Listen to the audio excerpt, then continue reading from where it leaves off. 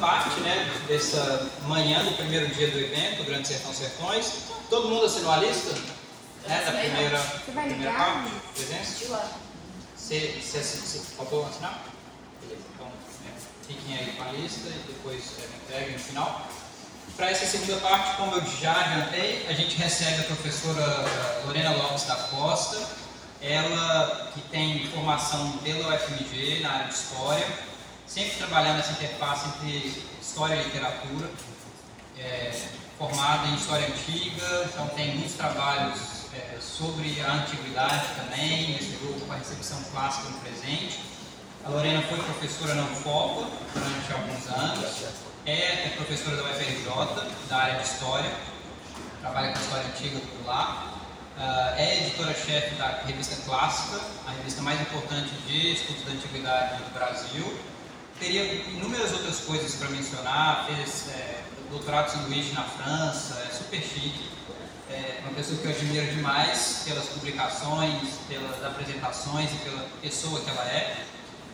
Sobre o tema, né, eu destaco aqui esse livro que ela publicou, Os Ventos, História Crítica Literária e Linguagem em Grande Sertão Veredas, saiu em 2013 e é fruto da dissertação de mestrado dela. E então, aproveitem essa oportunidade de ter uma grande especialista que já falou o mundo inteiro sobre Guimarães Rosa, a recepção dos clássicos em Guimarães Rosa, e que nos dá o prazer de estar aqui hoje na FECIL, né, no nosso Aracati. Bem-vindo, Lorena, obrigado por participar dessa organização de evento aqui conosco. Agradeço à professora Franciele Leite também por ter liberado a turma para estar aqui nessa manhã. E, obviamente, agradeço a presença de vocês todas. Tem 2 homens, então a gente vai colocar no feminino mesmo. Não problema. Por estarem aqui, participarem, se interessarem pela leitura do conto, interpretação. E agora eu passo a palavra à Lorena, queridíssima, fique à vontade. Obrigada, bom dia para vocês. Muito obrigada, Rafa, pela apresentação. Uma apresentação muito generosa, como vocês viram. Eu iria acrescentar o seguinte: ele brincou que tem alguma coisa chique no meu currículo, e eu acho que o mais chique do meu currículo é ter encontrado pessoas tão competentes e amigas como o professor Rafael, que é um amigo de longa data. A gente estudou juntos, né? A gente fez bastante disciplinas de grego e seminários juntos. Então, eu acho que essa certamente é da melhor, assim, é uma das melhores partes do meu currículo, sem sombra de dúvida. Eu quero muito agradecer o convite, né? Agradeço também a generosidade da professora Franciele, agradeço a presença de vocês, né? Agradeço o convite do professor Rafael e aproveito, né? Aqui é um evento acadêmico, mas é a primeira vez que eu venho ao Ceará, então eu aproveito para agradecer a acolhida que eu tenho recebido desde o primeiro dia.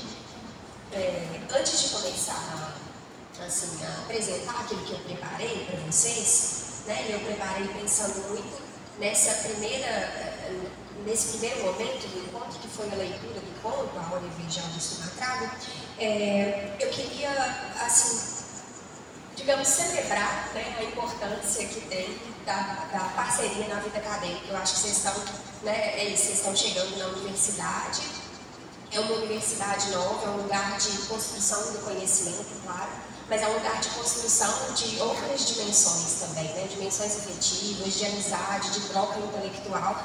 E eu quero começar falando sobre isso porque eu celebro muito essa troca com o Rafael, né? Como eu disse para vocês, a gente está aí nessa estrada acadêmica há muitos anos e tem tido muitas trocas muito ricas nesse sentido, né? De debater o trabalho, de trocar leituras. Então, eu espero de verdade que vocês possam experimentar isso na vida acadêmica, porque eu acho que é uma das maiores felicidades que a gente tem, né? E eu acho que é o que dá sentido também, muitas vezes, né? Seja na sala de aula, seja nos eventos, isso dá muito sentido para o nosso ofício, né? Então vamos lá, vou falar um pouquinho, vou seguir aqui os slides que eu preparei, né? Mas obviamente vocês fiquem à vontade para fazer alguma pergunta, se alguma passagem não tiver ficado muito clara, se vocês quiserem perguntar, vocês tenham liberdade para isso. E também no final da minha apresentação a gente vai abrir para uma conversa, né? Então, por favor, não fiquem tímidos, não se intimidem. Como o Rafa mesmo falou, eu não morro, né? Eu estou muito alegre de estar aqui, espero que a gente, né, tenha uma boa conversa. O ponto da minha fala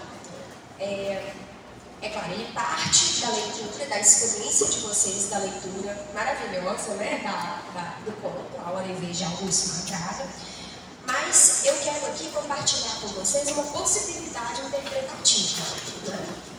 Então, a minha abordagem desse conto, que vai dialogar com outra obra do mesmo autor, né, é o elemento da violência, né? Eu tenho certeza que pela leitura, pela audição da leitura também, vocês perceberam como esse elemento é central no conto, né? Então, desde o início, e aí com várias modulações, com várias transformações, a violência perpassa a construção do personagem e a construção de uma ideia de sertão, né? Então, eu vou fazer uma análise desse conto, né, a partir desse elemento, focando nesse elemento. E a minha intenção, a minha proposta, né, da ênfase nesse elemento, tem um motivo. A minha perspectiva é que na violência, no elemento da violência, tanto os antigos, e aí eu vou começar falando assim de forma mais geral, mas já eu vou apresentando melhor o que eu quero dizer com isso, com os antigos, né? Então, na violência, os antigos do sertão se encontram. Então, vejam bem, eu estou escolhendo a violência como mote central, né, para essa análise do conto, e há outras análises, há outras possibilidades de análise, então é claro que eu estou fazendo um recorte específico, né? Mas eu estou fazendo esse recorte específico porque eu estou entendendo que na violência, nesse elemento, né, existe uma confluência, existe um encontro entre os antigos, eu vou explicar melhor o que eu quero dizer, né, com isso, com os antigos, e o sertão.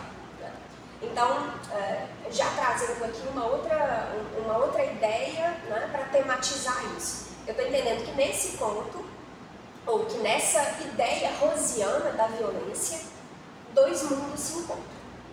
Então, um mundo antigo e um mundo rosiano, um mundo sertanejo. Tá? Falando assim, eu acho que deve estar parecendo tudo mais abstrato, mas a minha ambição é que as coisas se apresentem. Então eu vou compartilhar agora com vocês o caminho que eu quero traçar para chegar nessa ideia. Eu vou apresentar um pouquinho do autor, imagino que o Rafa já tenha feito isso um pouco, mas eu espero, né, acrescentar alguma coisa.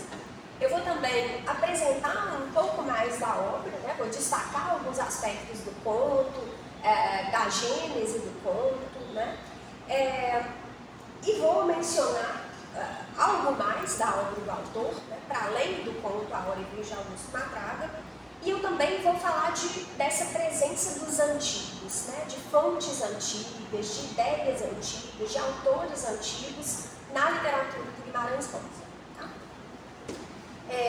Então vamos lá, vamos conhecer um pouquinho mais desse autor. Trouxe aqui uma foto, vocês certamente já viram, né, alguma imagem do Guimarães Rosa, e eu escolhi essa foto em primeiro lugar, que eu acho uma foto bem simpática, bem fofinha, tá aí, né, com alguns animais, mas acho que ela é representativa também da personalidade do autor e da obra, porque a gente encontra muito assim na obra esse diálogo com a natureza, com os animais, né? Tem também aí essa biblioteca, né, recheada de livros, né? Então acho que tem um lugar também de uma tradição literária na obra do Guimarães Rosa, com um encanto pela natureza, pelos animais, e acho que essa foto capta bem não só essa miscelânea, mas também um certo mistério assim, do autor. Acho que ela faz bem, assim, faz sentido para a gente, né, mencionar, para a gente enxergar, né, para dar forma à personalidade do autor. Aqui eu trouxe, não é simplesmente por curiosidade, acho que isso também vai ser, tem umas informações aqui que são importantes. Então eu vou apresentar para vocês, né, vou mostrar para vocês a capa dos dois livros, né, Sagarana, vocês conheceram aqui, imagino que talvez vocês já tenham lido algum conto a mais do Sagarana, mas certamente conheceram o Sagarana pelo conto que foi lido agora mais cedo, que é A Hora e Veja Augusto Matraga. Sagarana foi publicado em 46, né? A primeira edição de Sagarana é de 46. E aqui a gente tem essa capa bem bonita, com alguns desenhos do Poti, né? E que, tanto quanto os desenhos que aparecem na primeira edição do Grande Sertão Veredas, que é de 10 anos depois, né? Então o Grande Sertão é de 1956, é o romance, digamos, mais importante do autor, e eu trago essa imagem aqui porque a gente também vai estabelecer alguma conexão com o tema da violência enquanto um elemento central para entender o conto de Sagarana. Né? Mas tanto esses desenhos de Poti aqui de Sagarana, quanto esses outros desenhos que aparecem no Grande Sertão, e também o conteúdo, obviamente, dessa literatura, né, são muito importantes para a formação de uma imagem do sertão, né? E que é uma das imagens possíveis. Né? Inaceitávelmente, eu acho que a proposta, né, do evento é pensar os sertões, porque é uma noção maior, é uma noção que permite a convergência de vários autores, de várias contribuições da literatura brasileira, mas não é uma noção homogênea, não é uma noção, né, padronizada. A gente tem um sentido maior, mas tem também essas variações que vão sendo provocadas por muitos autores, por muitos artistas, né, e dentre eles o Guimarães Rosa. Então, enfim, digamos que né, eu tenho aqui uma proposta maior, que é analisar esse ponto que vocês conheceram a partir do tema da violência, né, enquanto um encontro entre o mundo antigo e o mundo sertanejo, né?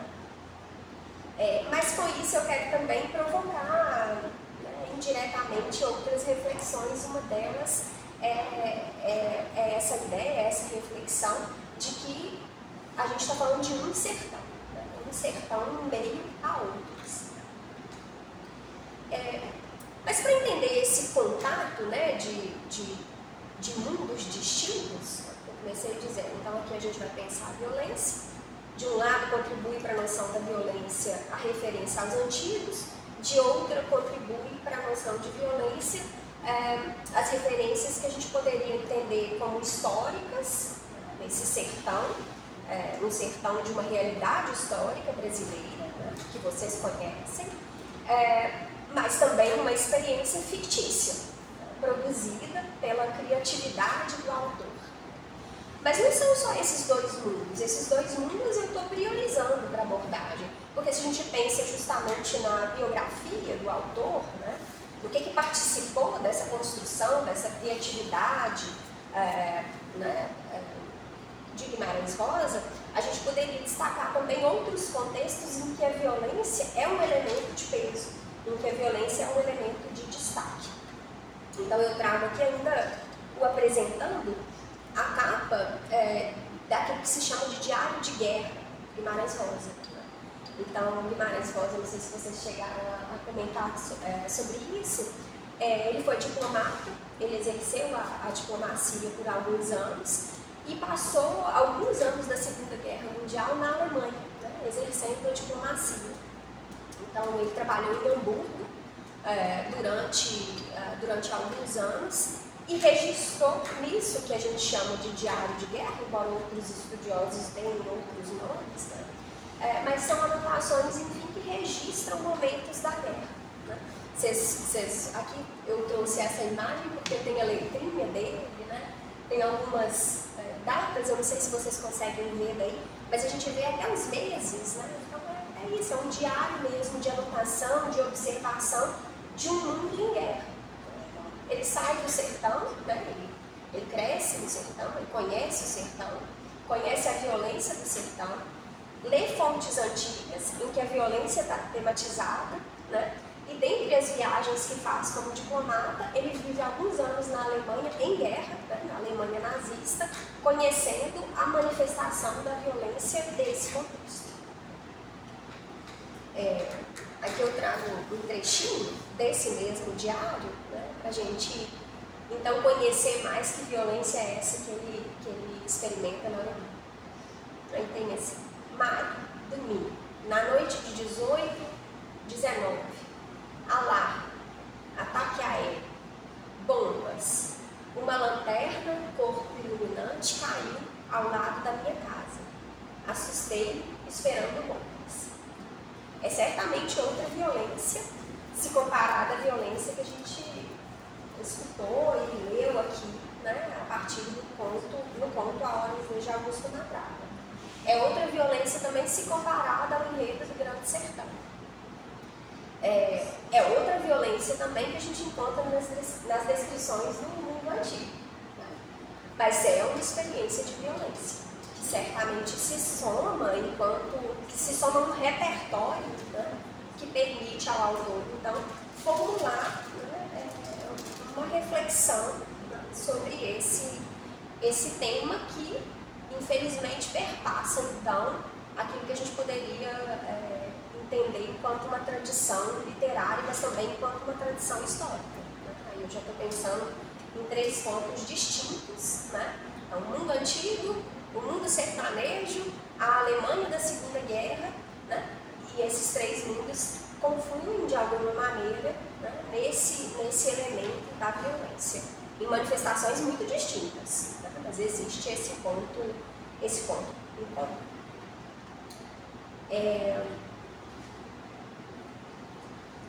Mas deixa eu beber aqui um gole.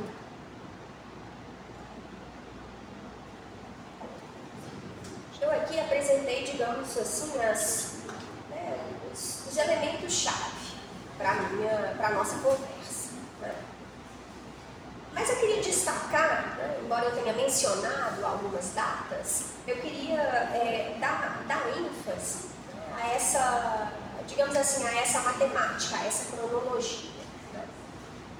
Vocês viram lá que a capa da primeira edição de Sagarana tinha a informação da data da primeira edição, que é de 46.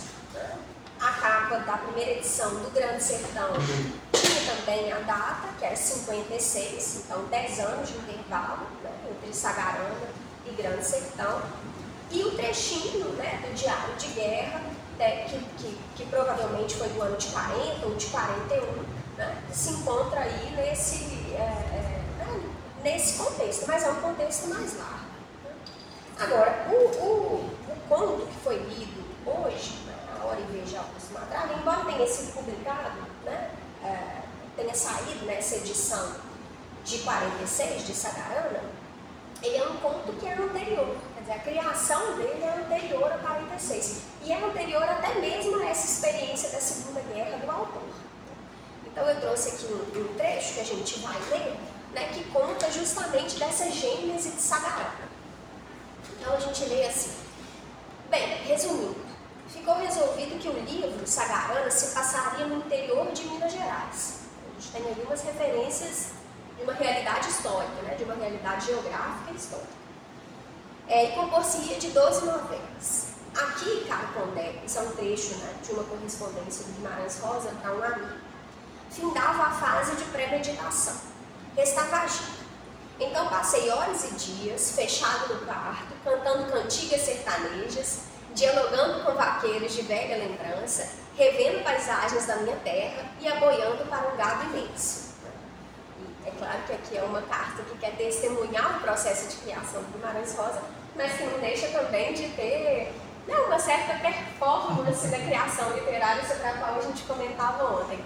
Eu relembrei, né, um trecho, a gente ficou conversando sobre isso ontem, e aí relembrei um trecho muito, muito divertido que o Guimarães Rosa disse que escreveu o Grande Sertão, né, assim, em pouco tempo, com o diabo, assim, bem com a mão no ombro dele. Então é claro que ele se diverte com essa, né, com essa tentativa de contar como é que se deu a criação literária. E aí ele diz assim: quando a máquina esteve pronta, parti. Lembro-me de que foi um domingo de manhã. O livro foi escrito quase todo na cama, a lápis, em cadernos de 100 folhas, em 7 meses. 7 meses de exaltação, de deslumbramento. Depois repousou durante 7 anos e em 45 foi retrabalhado, em 5 meses de reflexão e de lucidez. Lá por novembro, contratei com uma datilógrafa a passagem ali. E a 31 de dezembro de 1937, né? Então eu tinha falado de 40, 41, 46, 56, e agora estou recuando um pouquinho para pensar quando é que o conto foi, né, foi gestado. Então, a 31 de dezembro de 1937, entreguei o original, às 5h30 da tarde, na livraria José Olímpio. O título escolhido era Cesão, mas para melhor resguardar o anonimato, pespeguei no cartapácio, à última hora, este rótulo simples: Contos, título provisório a ser substituído por Viador, porque eu ia ter de começar longas viagens logo após. Então vejam, a gente está falando já de Sagarana, né? E isso inclui o conto A Hora e Vez de Augusto Matraga, que portanto começou a ser pensado anos antes da experiência de guerra na Alemanha, né? E antes da primeira edição de Sagarana, né? É uma gênese assim longa, e obviamente ele permanece ali na reflexão de Guimarães Rosa, seja para, né, porque ele retorna ao texto e modifica o texto, seja porque ele também vai ter outras produções, né? Quer dizer, o Grande Sertão, que demora alguns anos para aparecer, né, de alguma forma também bebe desse longo processo de formulação e reformulação do Sagarana. Agora, então, a gente vai começar a observar essas confluências, né? Eu fiz aqui uma longa apresentação que eu espero que seja útil, né, para a gente abordar essas confluências entre mundos distintos, né, e que são, enfim, que constituem, enfim, essa minha tentativa de interpretar esse ponto com vocês. Lembrando, assim, e repetindo, de que essa é somente uma possibilidade, né? Há outros críticos que interpretam o conto a partir de perspectivas distintas. E elas são possíveis, né? Guimarães Rosa tem essa ideia de encontros de mundos distintos ou de presenças, né, distintas. Isso é muito profícuo, isso é muito forte na literatura rosiana. Então a gente poderia pensar, por exemplo, o conto A Hora e Vez de Augusto Matraga de uma perspectiva cristã. A gente poderia pensar a partir de uma presença né, medieval, a partir de uma presença de filosofias distintas, né? E ele recorre a filósofos gregos, mas também a filósofos alemães. Então, quer dizer, tem muitas chaves de leitura, né? E o que eu quero aqui não é oferecer a melhor das chaves de leitura. O que eu quero é compartilhar com vocês uma das possibilidades de entendimento desse conto, né?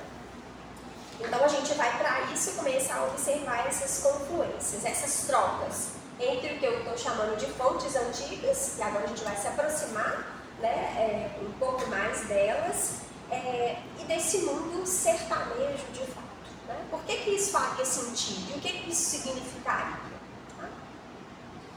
Então,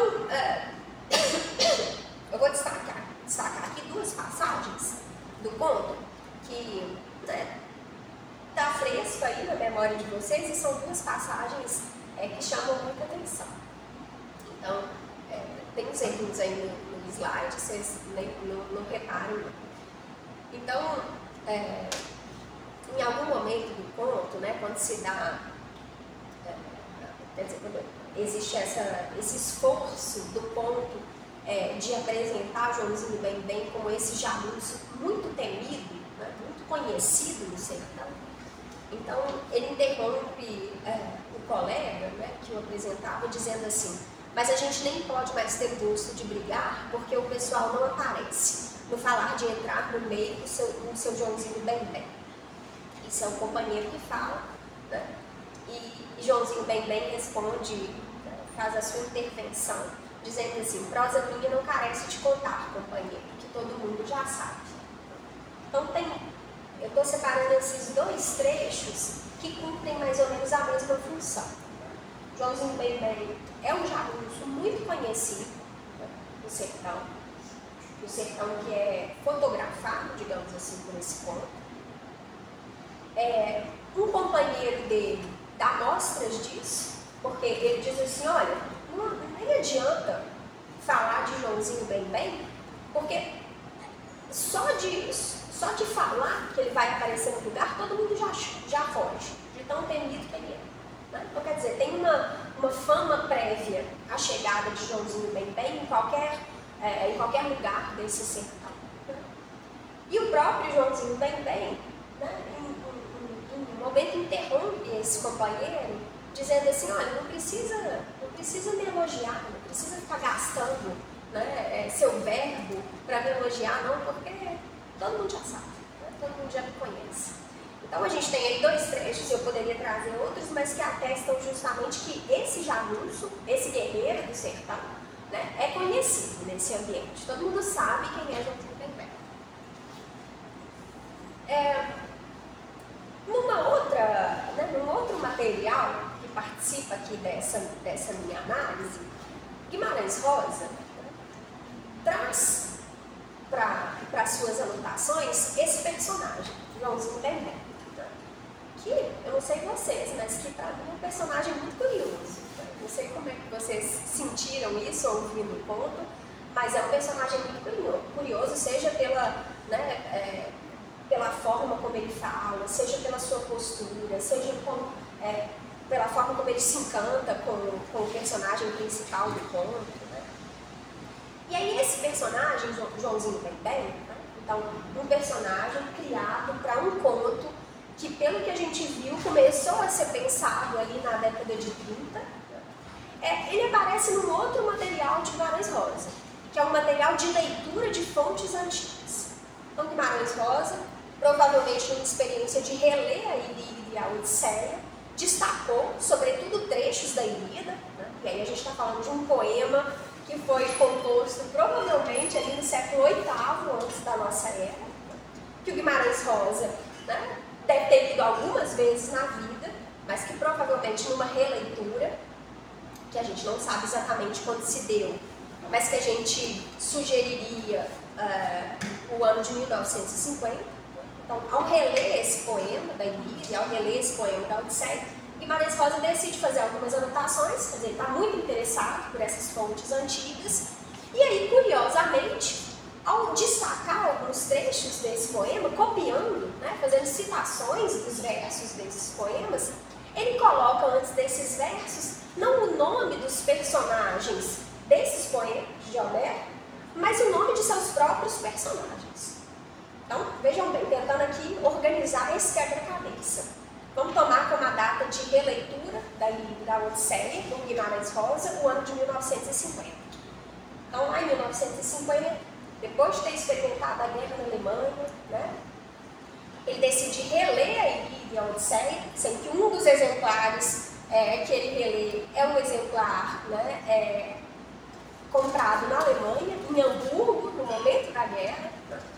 E aí, relendo esses poemas, ele decide copiar alguns trechos, mas ao copiar esses trechos, ele coloca no lugar do nome dos personagens da Ilíada, personagens do conto que ele havia criado em 37. Então vejam, ele copia assim, eu trouxe a citação tal qual. Vocês vão ver que está bem misturado o inglês com o português, e isso aí é uma dica, né?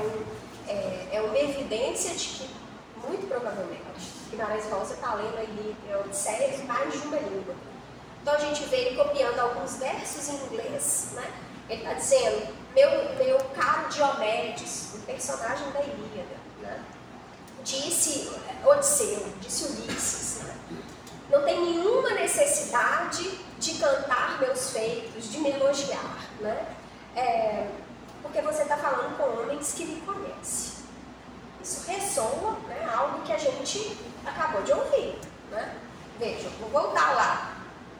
Joãozinho Bem-Bem fala assim, prosa minha não carece de contar, companheiro, que todo mundo já sabe.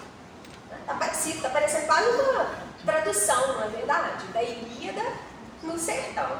E Guimarães Rosa não esconde isso, ele relê isso e aí coloca justamente o nome do personagem que ele criou.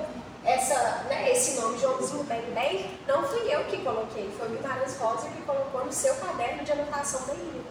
Então ele coloca lá, Joãozinho Bem-Bem, personagem que ele criou, e a citação da Ilíada. Né?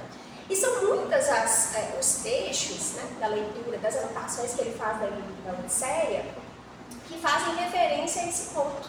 Né? Logo abaixo tem essa, Joãozinho Bem-Bem me matraga, importante, Joãozinho Bem-Bem, mano velho, ele está lendo a Ilíada, provavelmente em 1950, pensando no conto que ele começou a fazer em 37.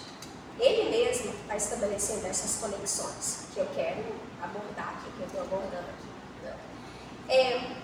Não fica muito claro, quando ele coloca essas páginas, de que trecho qual trecho ele está aludindo.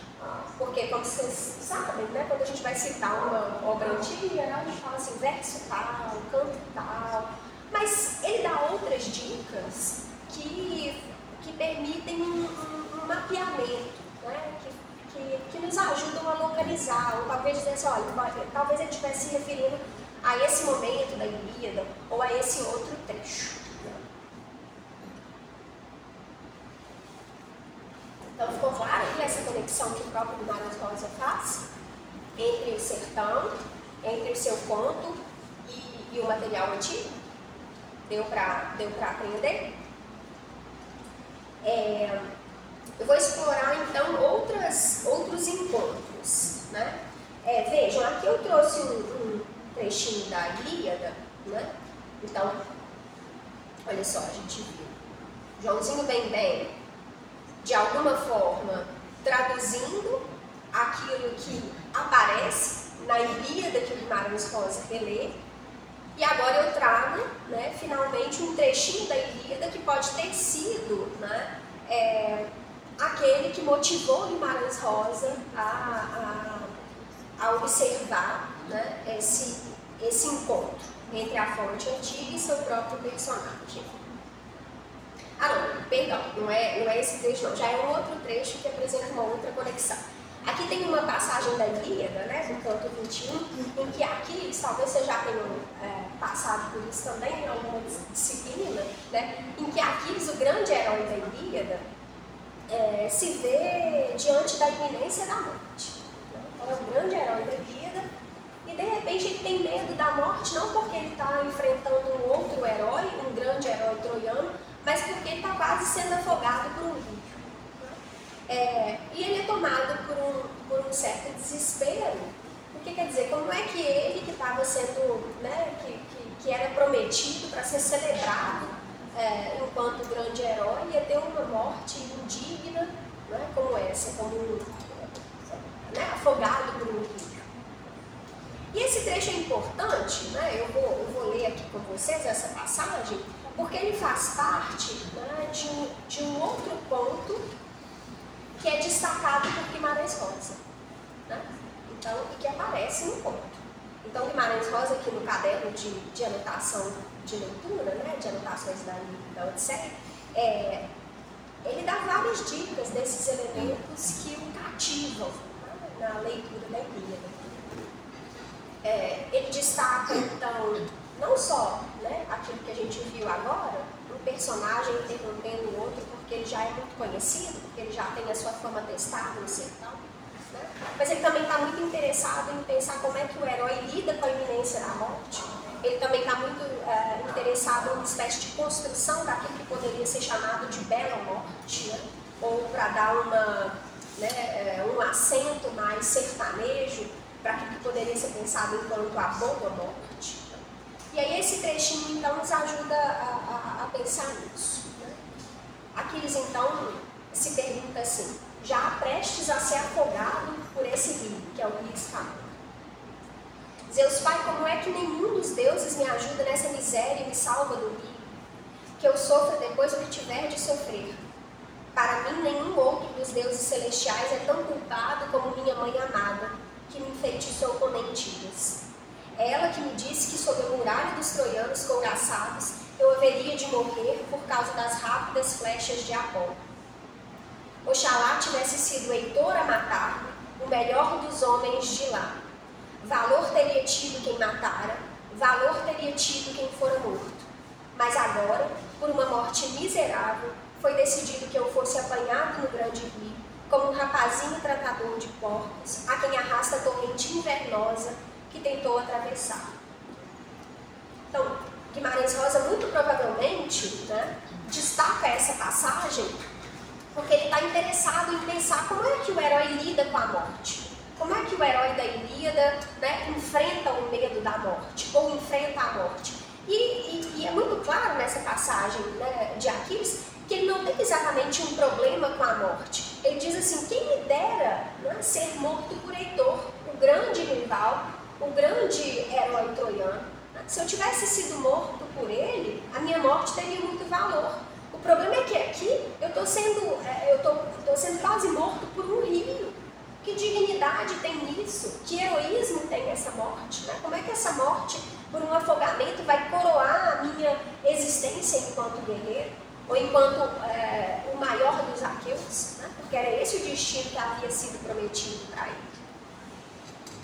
E exatamente o contrário disso, né, é o que a gente vê no conto que vocês conheceram. Né? Tanto o Joãozinho Bem quanto Matraga, né, estão muito confortáveis com o fim que eles têm.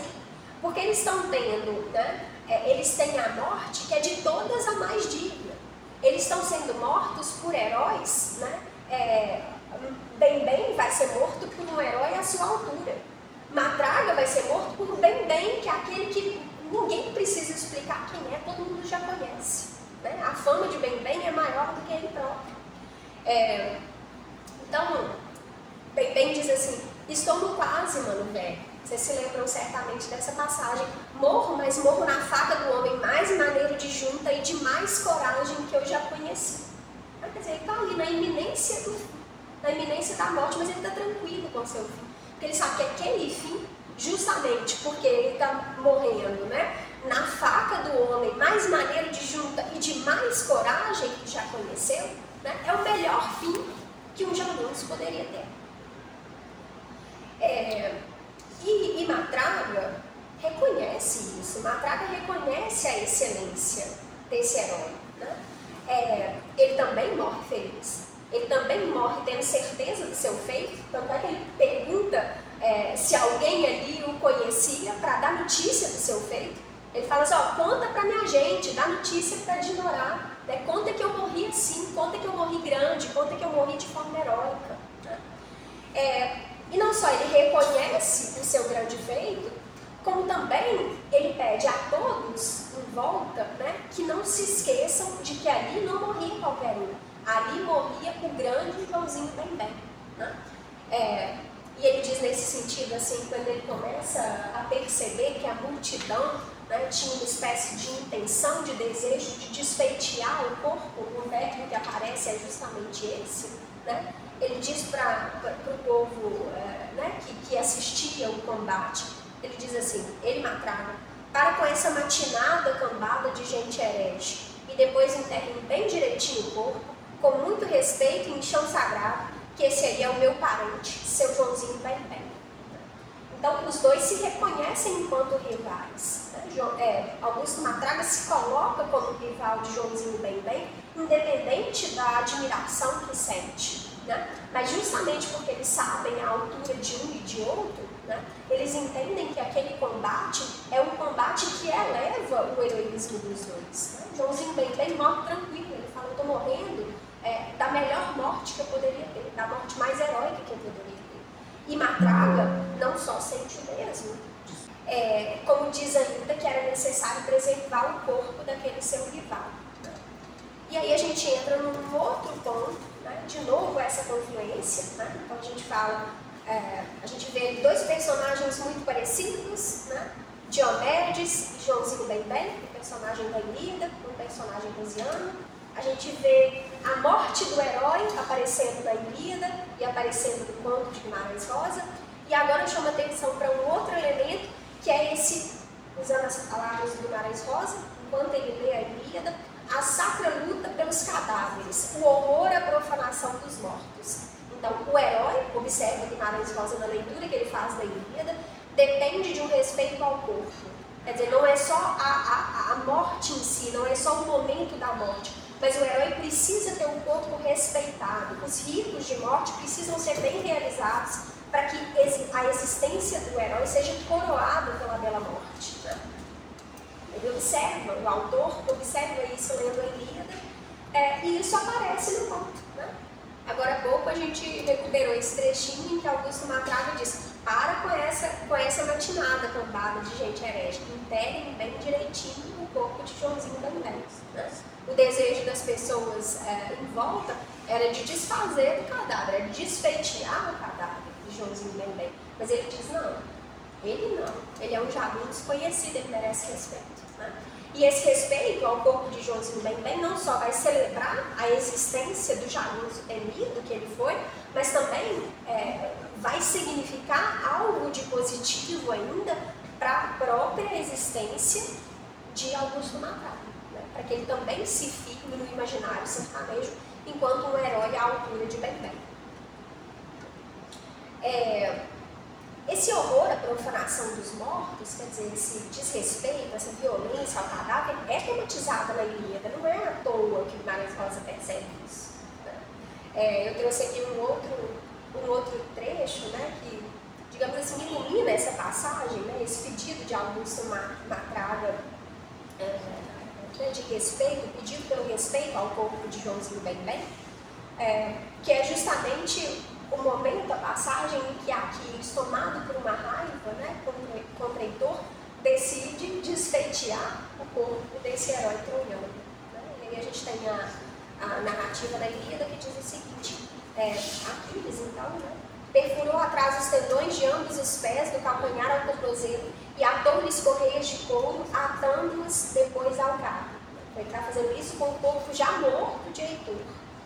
A cabeça deixou que arrastasse.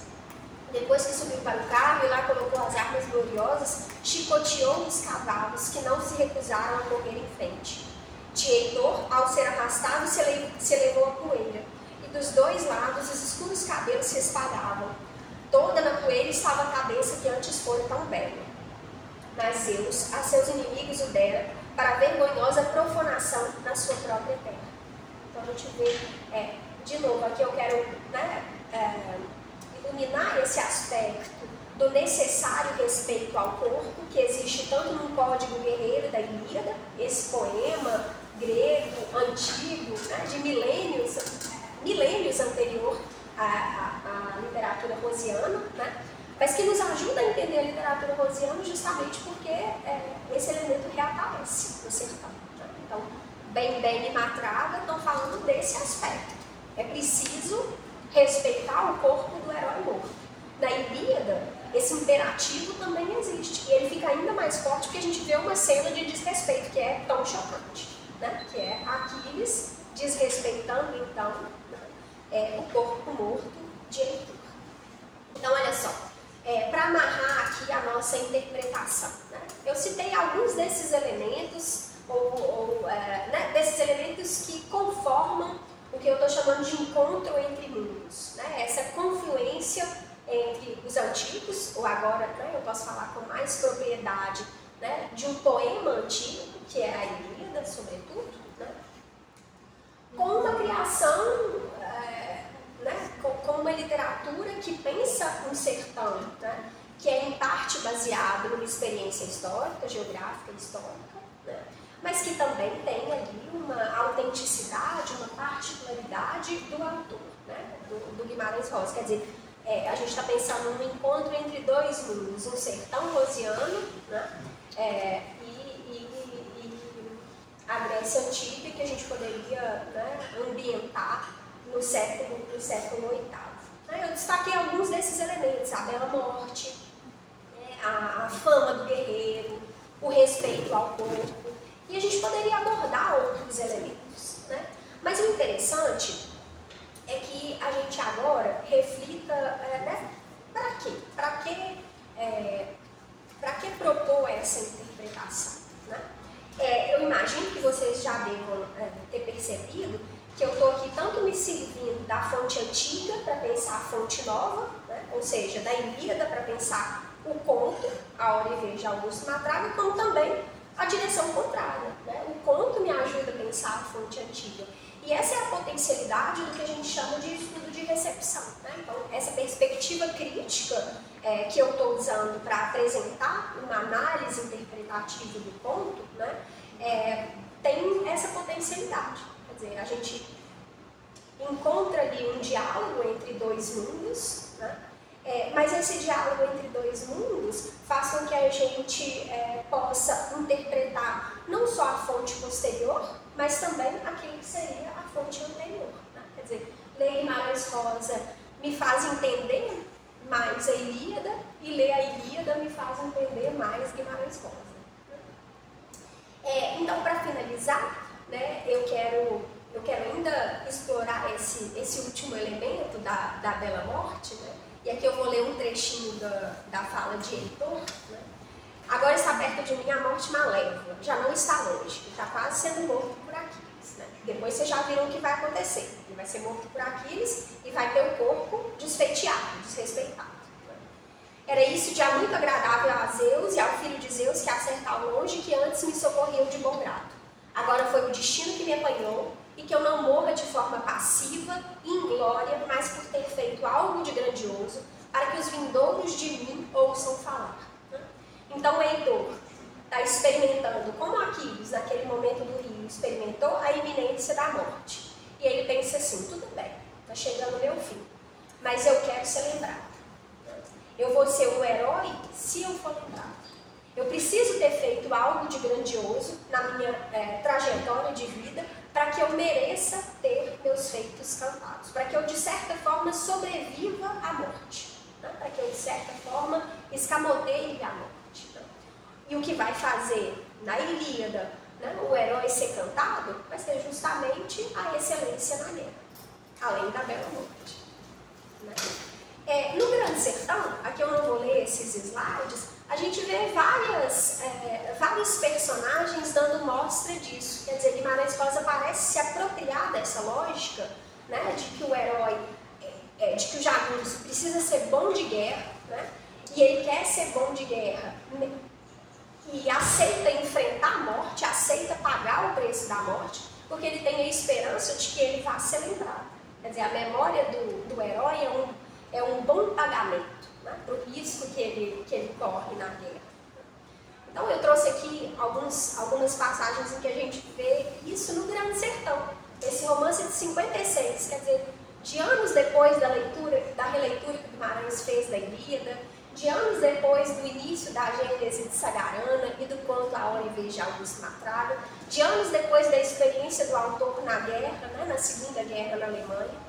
Mas eu só vou ler uma última passagem aqui, para a gente finalizar, porque ela nos ajuda a perceber, né, que não só essa lógica da bela morte, do herói que é lembrado, né, não só esse elemento, né, significa uma espécie de incorporação do antigo na literatura rosiana, como um diálogo entre as obras, um diálogo interno entre as criações do Guimarães Rosa. Então, olha só, no Grande Sertão a gente vê que a fama do Joãozinho Bem-Bem, cujo final aparece no conto A Hora e Vez de Augusto Matraga, essa memória, ela inspira os homens de uma geração seguinte, né, que compõem a guerra do Grande Sertão. Então, não só o Grande Sertão é posterior ao conto A Hora e Vez de Augusto Matraga, como os jagunços que fazem a guerra no Grande Sertão, né, compõem uma geração que também sucede a geração de Matraga e de Joãozinho Bem-Bem. Né? Mas a fama de Joãozinho Bem-Bem, de fato, se espalhou, né? E a boa morte que ele teve coroou a sua fama.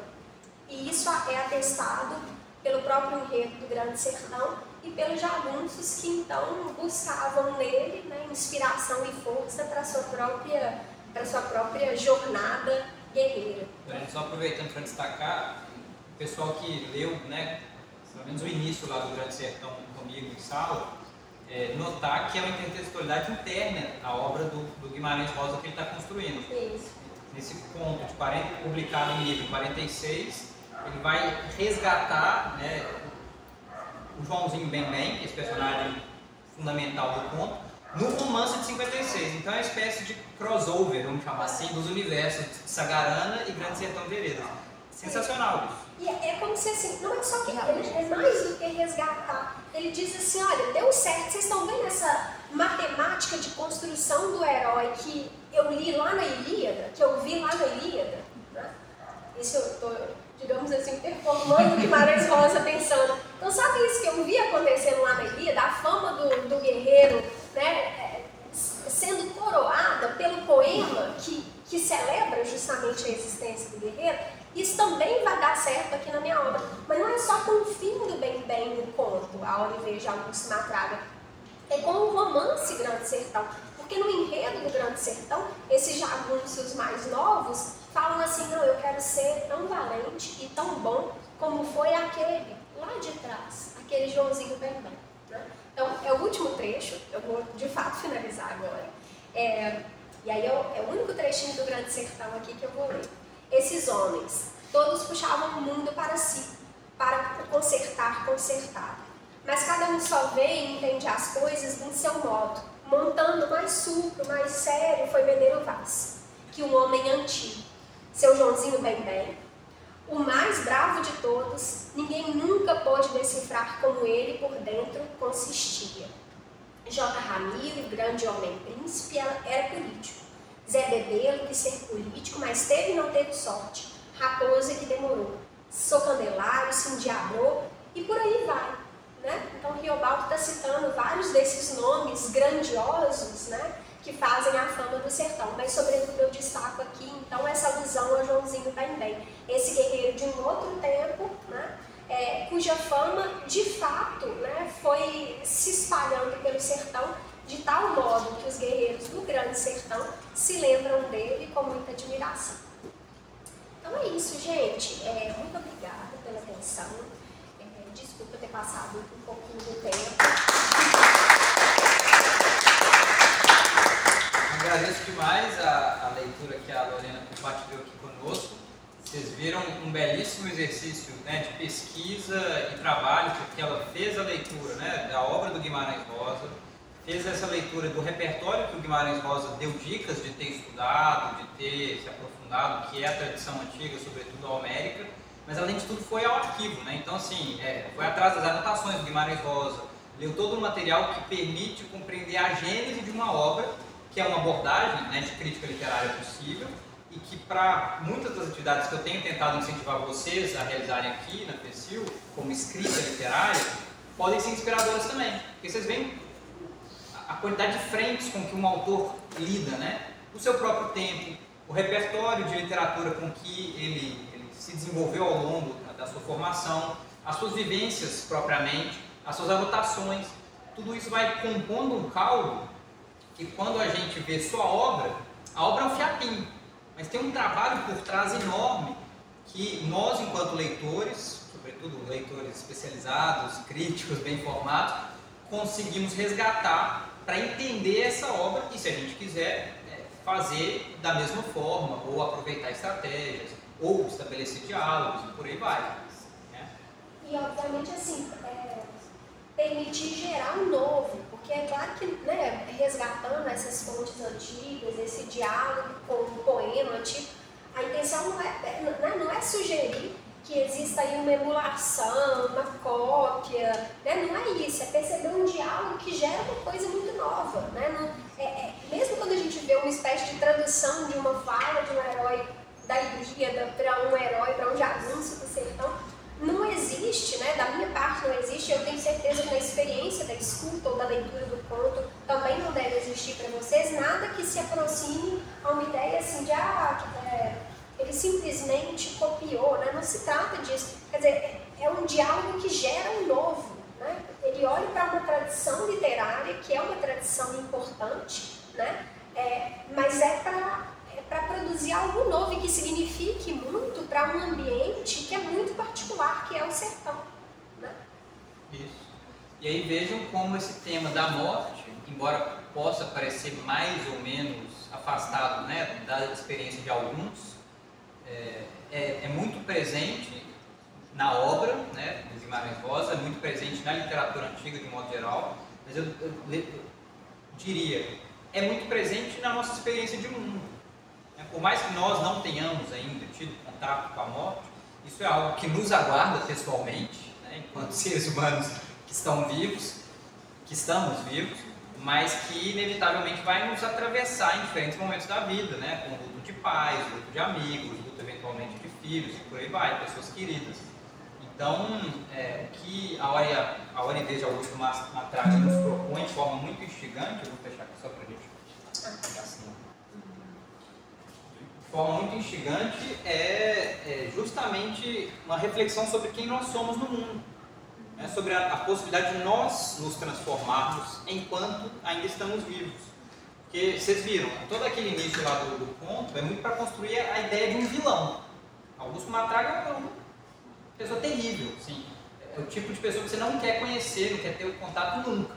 Até ele vir a passar por uma peripécia que ele se torna um miserável, sem poder nenhum, passa a depender da caridade de pessoas muito pobres, né, muito oprimidas elas mesmas, e aí algo acontece numa mudança, né, digamos, de caráter, que ele diz, olha, eu vou entrar no céu nem que seja morrer. Uma primeira morte, né? Sim. Tem ali uma primeira morte desse personagem, né? Tem muito dele que morre. Isso, passa por uma transformação profunda, e isso, enquanto leitores, coloca questões para nós mesmos, né? Será que essa primeira morte de Augusto Matraga não é algo porque nós eventualmente não tenhamos passado, ou não venhamos a passar em termos de uma transformação? É por isso que eu falei para vocês, tem muitas peripécias ao longo desse conto. Ele não é um conto muito tranquilinho assim, em termos, né, um ápice só, mas eu quero ouvir agora um pouco de vocês, assim, o que vocês acharam, né, primeiro da leitura do conto, da análise do propósito, o que vocês pensaram com base nisso, gostaram, não gostaram, acharam maçante. Guimarães Rosa, vocês já perceberam, é outro que a fama precede, né? Vocês certamente já devem ter ouvido falar, ou bem ou mal, dele antes de ler pela primeira vez. Então, o que vocês acharam? Frank, quer compartilhar?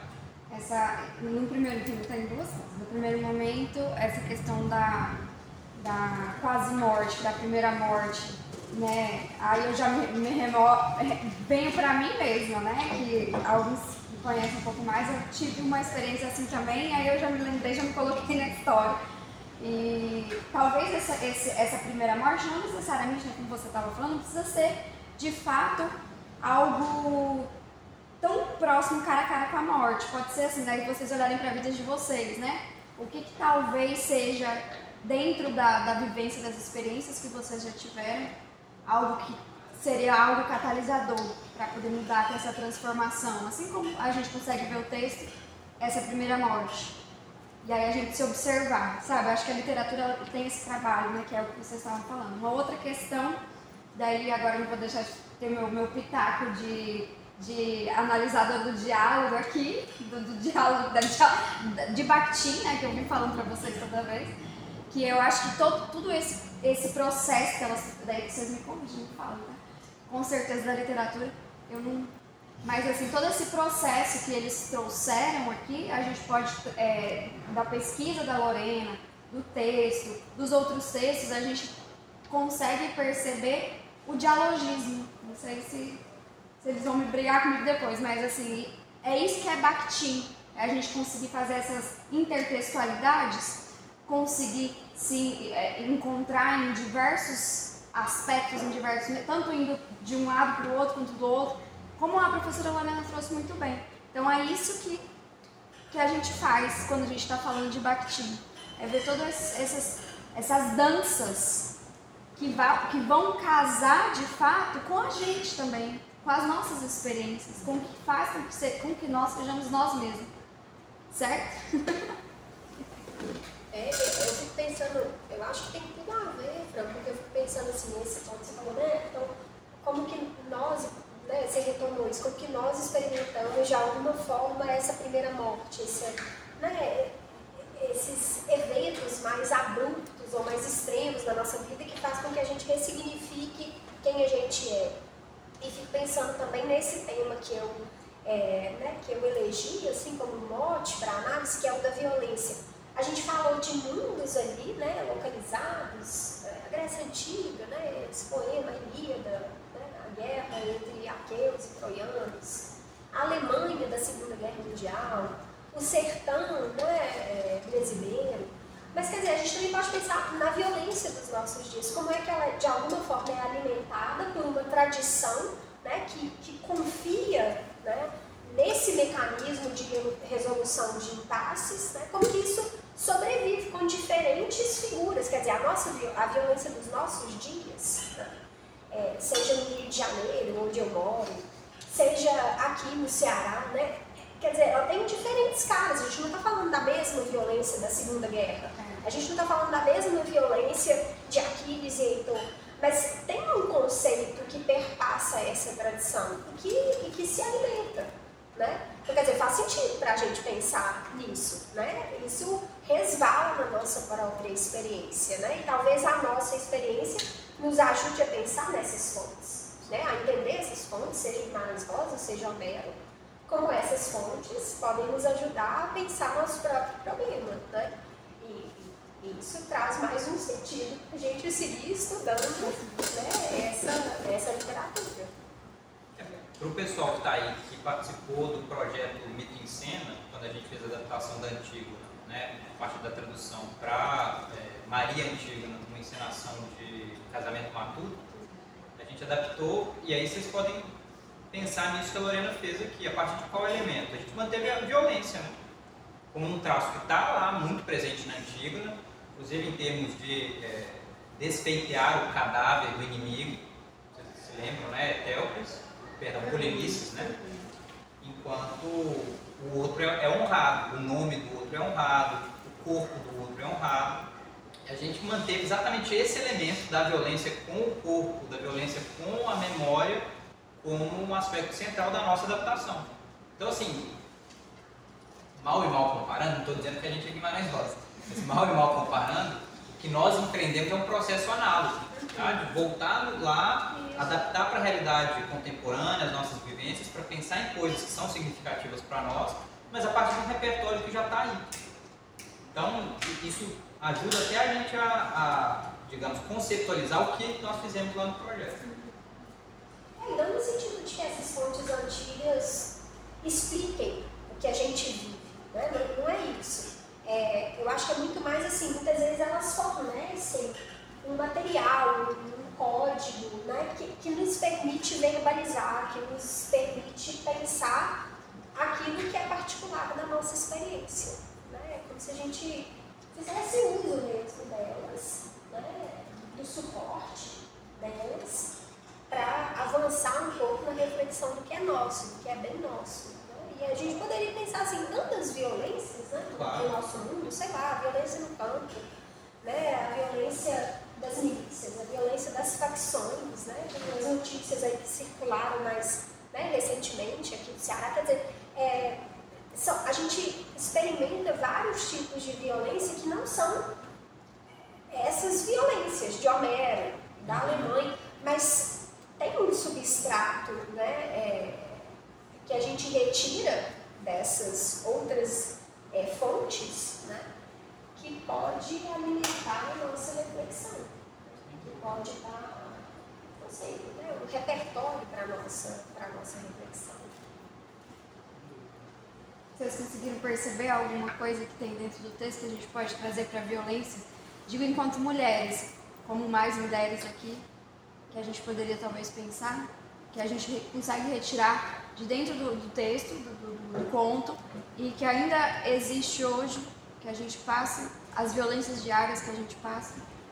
Tem um trecho no conto que fala que quando o Augusto ele fica, né, vulnerável, ele disse que estava parecendo uma mulher.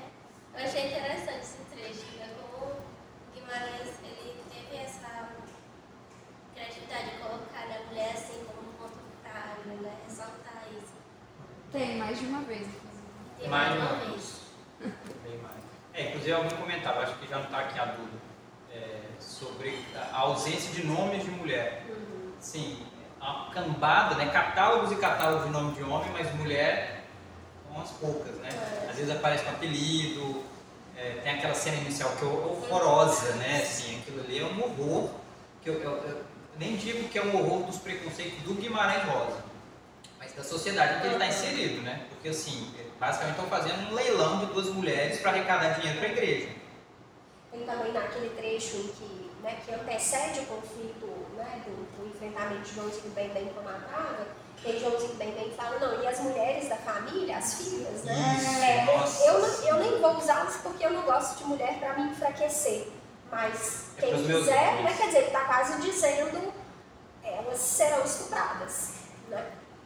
Quer dizer, isso é dito meio sem, assim, ele não pede licença, é quase como se ele atestasse que isso faz parte de um código de guerra sertanejo. Ele está só dizendo que vai acontecer, né? Não tem nenhuma novidade. Não. Né? Essa violência de gênero é muito grande mesmo, né? Atravessa vários níveis da narrativa, sem dúvida. E dá pra gente pensar as violências que a gente sofre hoje. Com certeza. A relação, né, na primeira parte do conto de João Augusto com a esposa, né? Questões de raça, por exemplo, né? Eu mencionei para vocês, naquele início lá do leilão, isso não é dito assim com A mais B, mas fica meio sugerido. Ele fala assim, e eram duas mulheres feias, ou desprovidas de beleza, uma era preta. Então assim, a relação que está feita pela narrativa é preta sem beleza, quase equiparando. E outra coisa que é... Isso. E outra coisa que a gente percebe, e aí é talvez próprio, digamos, dos preconceitos do Augusto Matraga enquanto personagem, é que hora que aparece o nome dos dois negros que cuidaram dele, assim, que basicamente salvaram a vida dele. Aparece páginas e páginas e páginas depois, que ele vai se referir a ela, né, Mãe Quitéria, e pouco depois, uma vez só aparece o nome do marido dela, que agora nem me recordo qual é, mas assim, por que os personagens negros são chamados preto, a preta? Em que contexto, não era mais escravocrata, mas recentemente... Tinha uma remanescência. Isso, tendo abolido a escravidão, isso era possível. Né? Assim, eu não sei em que nível o Guimarães está deliberadamente explorando isso, mas a literatura nos permite criticar esses pontos. Né? Porque isso está lá no ponto. É de uma violência profunda que as pessoas de quem o Augusto Matraga mais dependa sejam quase anônimas. Consideradas anônimas. A fama delas não fica pouco. E tem também isso, né? No momento em que ele fica bom, quer dizer, no momento em que elas prestam o serviço, né? Que elas aparecem ali em ponto, né? Para prestar esse serviço. E no momento que ele se recupera, elas simplesmente somem no enredo, né? Essas violências a gente pode estar pensando, né? Fazer essa intertextualidade com textos de agora, né? Os antigos, os contemporâneos, claro. As violências, os outros tipos de violência. Só estou tentando instigar mesmo. E eu acho que é muito interessante perceber, assim, tentar mapear como que isso aparece, esses silenciamentos, né? Ou essa marginalização de determinados personagens, como eles aparecem, né? Assim, na nossa literatura, né? Ou desses sertões que são produzidos pela literatura, porque a gente está falando de né? Do Guimarães Rosa. Então, como que isso aparece em outras fontes, né? Eu acho que é uma pesquisa muito válida também, né? Sara, minha companheira, você sabe, né? Ela é do norte de Minas, ela fica bravíssima com, digamos, Guimarães Rosa como porta-voz do sertão dela. Ela fala assim, não reconheço Guimarães Rosa como um legítimo porta-voz do meu sertão. Eu, inclusive, me recuso a ler as obras nessa chave. Calma, meu amigo. É um dos sertões, tem tantos sertões, você pode ter o seu também, mas deixa o Guimarães Rosa. Ela fala assim, esse sujeito engravatado ficar falando por nós lá, Vanessa, você tinha levantado a mão. Não, o que eu ia falar era, você falou aí do, como é que eu não sei, é o apagamento, né, dos personagens negros. Você falou, não é o período escravocrata, mas é algo próximo. Mas se a gente trouxer para hoje, os livros de hoje, quando você pega a descrição dos personagens, em geral os personagens principais, em sua maioria, são brancos. E quando tem algum personagem negro, são personagens que estão em serviço. Assim, é um trabalhador da casa, é uma cozinheira da casa. Nunca os personagens de cor estão em papéis de destaque. É muito difícil você ver isso nos livros até hoje em dia. Sim. Porque é muito tempo depois da Abolição. Sim.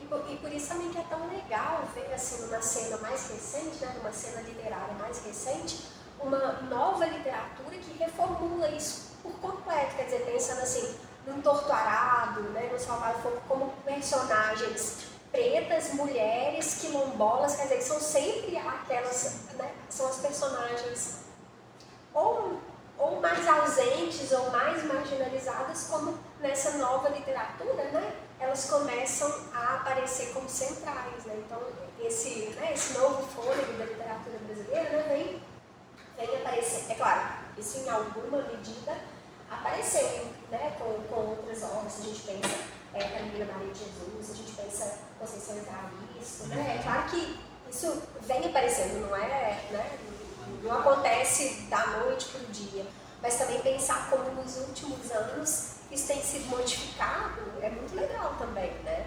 É por isso, inclusive, que eu incentivo tanto vocês a escreverem. Porque, assim, de onde vem essa mudança? Vem quando novos sujeitos que produzem literatura estão entrando na cena. Né? Quem é o Itamar? Quem é a Conceição Evaristo? Quem é a Carolina Maria de Jesus?